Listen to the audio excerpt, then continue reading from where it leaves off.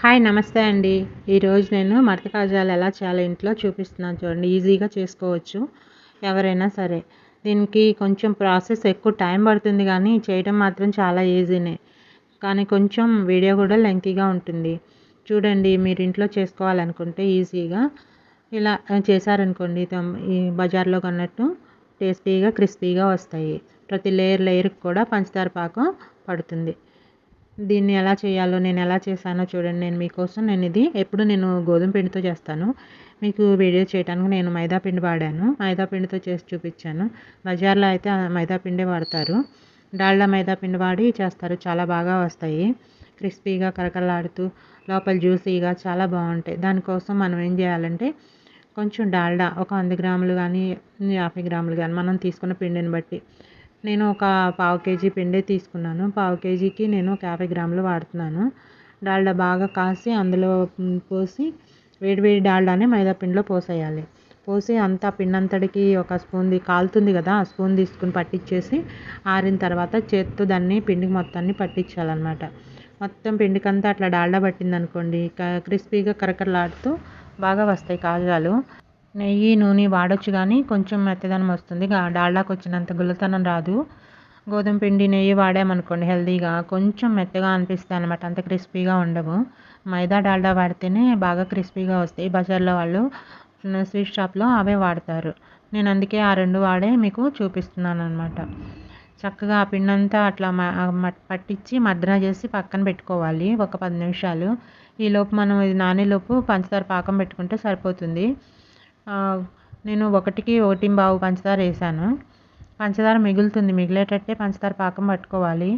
గులాబ్ జామ్ పాకం కన్నా ఒక తీగ పాకం వచ్చేరాక ఉంచుకుంటే కాజాలు పాడవకుండా ఉంటాయి. లోపలికంతా పీల్చుకుంటుంది. లేత తీగ పాకం అనమాట. మరీ తీగ పాకం వచ్చేసింది అనుకోండి పైన లేయర్ కడుతుంది. అలా కాదు, జ్యూస్ లోపలికి వెళ్ళదు. అందుకని లేత తీగ పాకం పట్టుకోవాలి. ఇలాచీలు మీకు నచ్చినన్ని వేసుకోవచ్చు. ఇలాచీ పౌడరు. పాకం ఆపేసిన తర్వాత నేను నిమ్మకాయ జ్యూస్ ఒక అరచక్క జ్యూస్ చేసి పిండాను. పిండిన తర్వాత అందులోకి పిండి నానుతుంది కదా, ఆ పిండిని చక్కగా పెద్ద చపాతీలాగా చేసేసుకోవటమే. కొంచెం ఎక్కువ లేయర్స్ ఉంటేనే మట్టి కాజాలు బాగా వస్తాయి అన్నమాట. కొంచెం బాగా పెద్ద చపాతీ చేయాలి. చిన్నగా చేస్తే మళ్ళీ ఒకదాని మీద ఒకటి పెట్టి మడతేసి మళ్ళీ కట్ చేసుకోవాలన్నమాట. ఒకటే పెద్దది చేశారనుకోండి, లేయర్స్ ఎక్కువ వస్తే మడత కాజా పెద్దది అవుతుంది, బాగుంటుంది.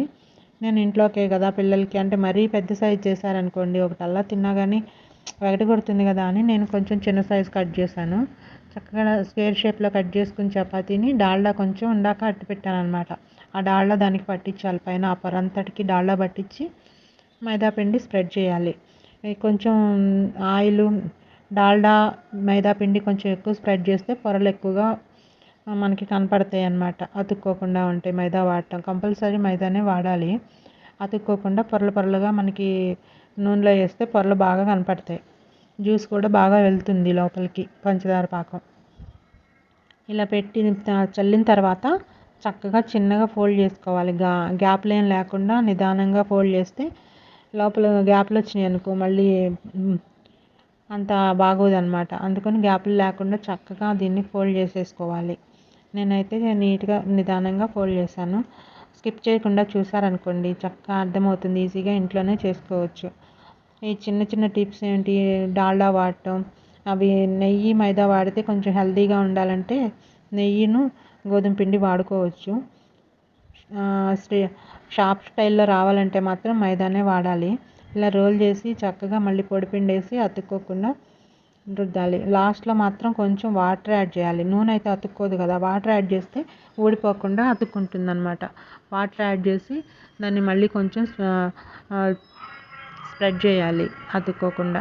అవన్నీ లేయర్స్ అన్నీ అతుక్కుపోవాలి కదా, మళ్ళీ అవన్నీ నూనెలో కానీ విడిపోకుండా ఉంటాయి. అలా చేస్తే రోల్ చేస్తే నిదానంగా అతుక్కుంటాయి, విడిపోవన్నమాట నూనెలో వేసిన తర్వాత కూడా. తర్వాత మనకి 6 అంగుళం సైజులో కట్ చేసుకోవాలి. అన్నీ కట్ చేసేసుకుని ఒకసారి చక్కగా మళ్ళీ దాన్ని పూరీ ప్రెస్తో కొంచెం లైట్గా ప్రెస్ చేయాలి. ఎక్కువ ప్రెస్ చేస్తే మళ్ళీ అతుక్కుపోతాయి అన్నమాట. చేసామా లేదా అన్నట్టు కొంచెంగా లైట్గా ప్రెస్ చేశారనుకోండి కాజాలు నీట్గా వస్తాయి అన్నమాట. నేను చిన్నగా చేశాను అన్నమాట కాజాలు. ఎందుకంటే తీపి ఎక్కువ ఒక్కటే పెద్దదైతే తినలేరు కదా అని బయట కొడుతుందని నేను చిన్న చిన్నవి చేశాను. మీకు నచ్చితే మీకు ఏ సైజులో కావాలంటే ఆ సైజులో చేసుకోవచ్చు. Easy process. కొంచెం టైం కొన్ని ఓపికగా చేసుకుంటే ఇంట్లోనే చేసుకోవచ్చు. లైట్గా కొంచెం వేలుతో అలా అని రెండు పక్కల కొంచెం అట్లా ప్రెస్ చేశారనుకోండి, కాజాల నూనెలో వేయడానికి రెడీ అయిపోతాయి. ఇవన్నీ కూడా మొత్తం అలా కట్ చేసుకుని ఇలా ప్రెస్ చేసి పక్కన పెట్టుకోండి. అంతలో కొంచెం ఆయిల్ హీట్ చేసుకోవాలి. ఎక్కువ హీట్ అవ్వకూడదు. కొంచెం గోరువెచ్చగా అయిన తర్వాత ఆయిల్ ఇవన్నీ కూడా వేసి నిదానంగా పైకి రావాలన్నమాట. ఒకసారి వేసారనుకోండి లోపల కాలకుండా పైకి వస్తే లోపల పిండి పిండిగా ఉంటుంది. అందుకని ఆయిల్ కొంచెం స్లో ఫ్లేమ్లో పెట్టాలి. కొంచెం గోరువెచ్చగా అవ్వగానే ఈ కాజాలన్నిటిని ఆయిల్లో వేయాలి. అవి లోపల నుంచి వాటంతటికి అవే పైకి రావాలి. అప్పటిదాకా కూడా మనం వీటిని కదపకూడదు. కదపకుండా సిమ్లో పెట్టామనుకోండి చక్కగా పైకి లేసి వస్తాయి అన్నమాట. చూడండి, ఆయిల్ చక్కగా అలా వేయంగానే పైకి రాకుండా అలా గోరువెచ్చగా ఉండాలి. అన్నీ కూడా మొత్తం అందులో వేసేసి ఒక నిమిషం ఉంచితే దానంతటికి అవే పైకి తేలుతాయి అన్నమాట. అవి పైకి తేలిన తర్వాత మనం ఏమి కదపకుండా ఊరినే ఆయిల్ని కదిపిస్తూ ఉంటే అవి పైకి తేలుతాయి చక్కగా. సిమ్లో పెట్టుకునే చేసుకోవాలి. ఇవి కూడా మొత్తం కాలకుండా సగం కొంచెం కాలిన తర్వాత కొంచెం కలర్ రాగానే తీసి పక్కన పెట్టుకుని మళ్ళీ ఒక 5 నిమిషాలు ఆగిన తర్వాత మళ్ళీ వేసుకున్నారనుకోండి చక్కగా అంతా క్రిస్పీగా ఉంటాయి అన్నమాట. లోపల అంతా కూడా పైన కలర్ వచ్చి లోపల కాలి పాకంలో వేసినా కూడా మెత్తబడకుండా ఉంటాయి. అందుకని 2 టైమ్స్ కాలవాలి. పైకి వచ్చేసినాయి కదా, అలా గంటితో అంటే పైకి వచ్చేస్తాయి. నేను 2 బ్యాచ్లుగా కాల్చాను. ఒక బ్యాచ్ తీసి మళ్ళీ ఇంకో బ్యాచ్ కాల్చిన తర్వాత ముందు తీసిన దాన్ని మళ్ళీ వేసాను అన్నమాట నూనెలో. ఇవి కూడా ఇప్పుడు కలర్ వస్తాయి, బాగా చక్కగా క్రిస్పీగా ఉంటాయి. ఇలా వేస్తే 2 సార్లుగా కాల్చుకుంటే పాకంలో వేసినా కూడా మెత్తపడవు. ఇలా 2 టైమ్స్ కాల్చి తీసి వేడివేడిగా ఉండగానే పాకం చల్లగా ఉండాలి. ఇవి మడత కాజాలు కొంచెం వేడిగా ఉండగానే అందులో వేసి ఒక 2 నిమిషాల నుంచి తీసేయాలి అంతే. ఎక్కువసేపు ఉంచితే మళ్ళీ మెత్తగా అయిపోతాయి. వేడి వేస్తున్నాం కదా, వేయంగానే పాకం పీల్చేసుకుంటుంది. చాలా బాగా పీల్చుకుంది. ఎక్కువసేపు ఉంటే మళ్ళీ మెత్తగా అయిపోతాయి అన్నమాట. అందుకని కొంచెం పాకం పట్టించేసి 2 నిమిషాలు తీసి పక్కన పెట్టేసుకోవాలి.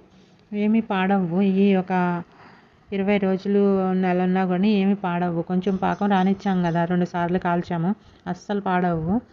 చక్కగా విడిగానే స్టోర్ చేసుకోవచ్చు. సరే ఫ్రెండ్స్, కొత్తగా మీరు కనుక నా ఛానల్ చూస్తున్నట్టే నా రెసిపీ నచ్చితే ఒక లైక్ ఇవ్వండి. కొత్త వాళ్ళైతే సబ్స్క్రైబ్ చేసుకోండి.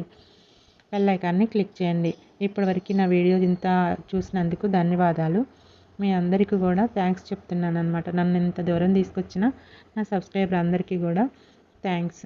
నన్ను ఇప్పుడు ఇలాగే మీరు సపోర్ట్ చేస్తారని కోరుకుంటూ నా వీడియోలని మరిన్ని వీడియోలు మీరు రావాలంటే బెల్ ఐకాన్ క్లిక్ చేయండి. నేను ఇలాగే మంచి మంచి రెసిపీస్ పెడుతూ ఉంటాను. హెల్తీ రెసిపీస్, హెల్తీగా ఇంట్లో ఎలా చేసుకోవచ్చు అని.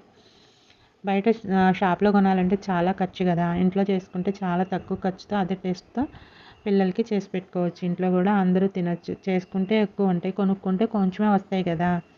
అందుకని ఇంట్లో చేసి పెట్టడానికే ప్రిపేర్ చేయండి. ఇంట్లో ప్రిపేర్ చేసుకున్నాం అనుకోండి హెల్తీగానే ఉంటుంది. అన్నీ మంచి ఇంగ్రీడియంట్స్ వాడుకుంటాం కదా మనం. ఇంట్లో అమ్మ చేసింది ఎప్పుడైనా హెల్తీగా ఉంటుంది. స్వీటే కదా హెల్తీ ఏంటి అనుకుంటున్నారా? స్వీట్ తినకుండా ఉన్నాం కదా, ఆ తినేదేదో కొంచెం హెల్తీగా చేసుకుని తిని మన పిల్లలకి పెట్టుకున్నాం అనుకోండి చాలా బాగుంటుంది. సరే ఫ్రెండ్స్, బాయ్. నెక్స్ట్ వీడియోలో కలుస్తాను. ఉంటాను.